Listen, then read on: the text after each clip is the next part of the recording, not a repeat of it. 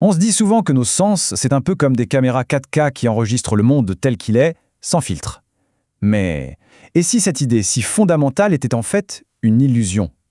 Et si ce qu'on voit, ce qu'on entend, et même ce dont on se souvient, n'était pas la réalité brute, mais une sorte de version montée, éditée, juste pour nous? Allez, commençons par un sens qu'on croit souvent super fiable, l'ouïe. On entend un bruit, on se dit qu'il existe. Simple, non? Bah, en fait, pas vraiment.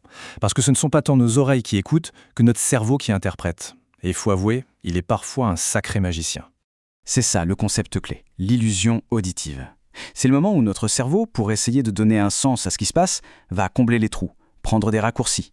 Et au final, il nous fait percevoir des sons qui en réalité n'existent pas. Ce n'est pas un bug, c'est une fonctionnalité de notre système auditif.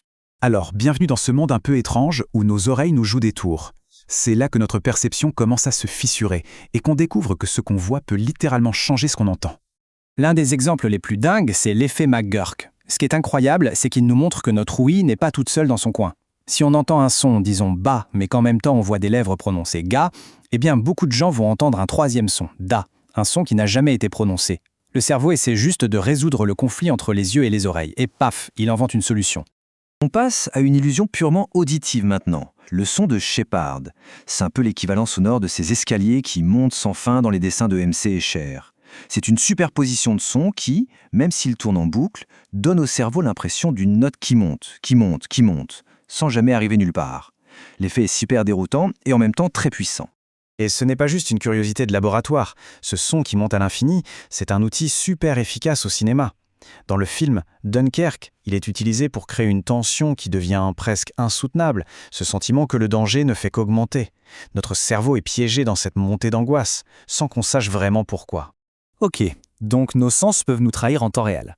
Mais allons un cran plus loin. Si notre perception du moment présent n'est pas fiable, qu'en est-il de notre lien avec le passé? Qu'en est-il de nos propres souvenirs? On aime à croire que nos souvenirs, c'est comme des archives personnelles inviolables, gravées dans le marbre. Sauf que la science nous montre une réalité bien plus instable, et pour être honnête, bien plus déconcertante. Cette phrase d'Elisabeth Loftus, une pionnière dans le domaine, est juste fondamentale. À chaque fois qu'on accède à un souvenir, on ne fait pas que le lire, on le réécrit. Et à chaque réécriture, on le rend vulnérable. Vulnérable aux suggestions, aux nouvelles infos, aux déformations. Pour tester ça, Loftus a imaginé une expérience d'une simplicité géniale. Avec l'aide des familles, on a présenté aux participants 4 histoires de leur enfance. 3 étaient vraies. Et une seule, était complètement inventée, mais elle était plausible. L'histoire de s'être perdu, enfant, dans un centre commercial. Et le résultat? Après en avoir discuté, 21% des participants ont fini par se souvenir de s'être perdus. Certains ont même ajouté plein de détails, des détails très vifs, à cet événement qui n'a pourtant jamais existé. Ils ont construit un faux souvenir de toutes pièces. Et ça devient encore plus fou. Une étude plus récente a poussé le bouchon encore plus loin. En utilisant des techniques d'interrogatoire suggestives, des chercheurs ont réussi à convaincre 70% des participants qu'ils se souvenaient d'avoir commis un crime pendant leur adolescence. Un crime qui, bien sûr, n'a jamais eu lieu. Ça montre à quel point notre mémoire est malléable. C'est stupéfiant. Alors récapitulons. Nos oreilles nous mentent, nos souvenirs peuvent être modifiés. Mais qu'est-ce qui se passe au juste ? Le scientifique Donald Hoffman, lui, propose une théorie assez radicale qui pourrait tout expliquer. Et si la réalité qu'on perçoit n'était pas la réalité, mais juste une interface utilisateur? L'analogie, c'est celle du bureau de notre ordinateur. L'icône d'un fichier est bleue et rectangulaire sur l'écran, mais est-ce que le fichier lui-même, au fin fond des circuits de l'ordi, est vraiment bleu et rectangulaire? Évidemment que non. L'icône, c'est juste un symbole pratique qui nous cache toute la complexité pour qu'on puisse agir simplement. Eh bien, Hoffman dit que notre perception de la réalité, c'est pareil. L'espace, le temps, les objets, ce sont nos icônes.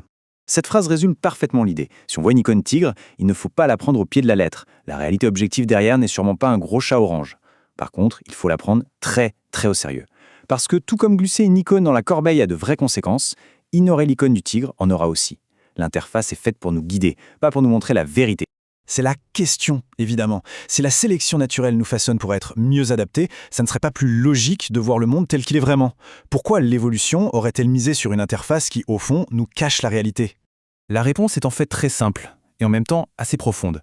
C'est que l'évolution n'optimise pas pour la vérité. Elle optimise pour une seule et unique chose, la capacité à survivre et à se reproduire. C'est ce que Hoffman appelle le théorème Fitness beats truth, la survie bat la vérité. Des simulations informatiques montrent que les créatures programmées pour voir la réalité objective sont systématiquement éliminées par celles qui ont des perceptions moins précises mais plus utiles pour survivre. L'exemple parfait, et un peu absurde, c'est celui du scarabée australien. Le mâle est programmé pour trouver des femelles avec des caractéristiques précises, brunes, brillantes, avec des petites cavités. Il se trouve que les bouteilles de bière abandonnées dans le désert ont exactement ces caractéristiques. En plus, elles sont bien plus grosses.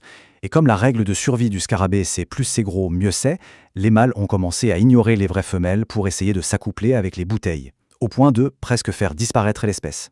La leçon, elle est claire. L'évolution est une grande pragmatique. Une perception simple et rapide qui nous dit « mange ça » ou « fuis ça » sera toujours favorisée par rapport à une analyse lente et complexe de la réalité. La vérité, en quelque sorte, c'est un luxe que la survie ne peut pas se payer. Et tout ça nous laisse face à une question assez vertigineuse.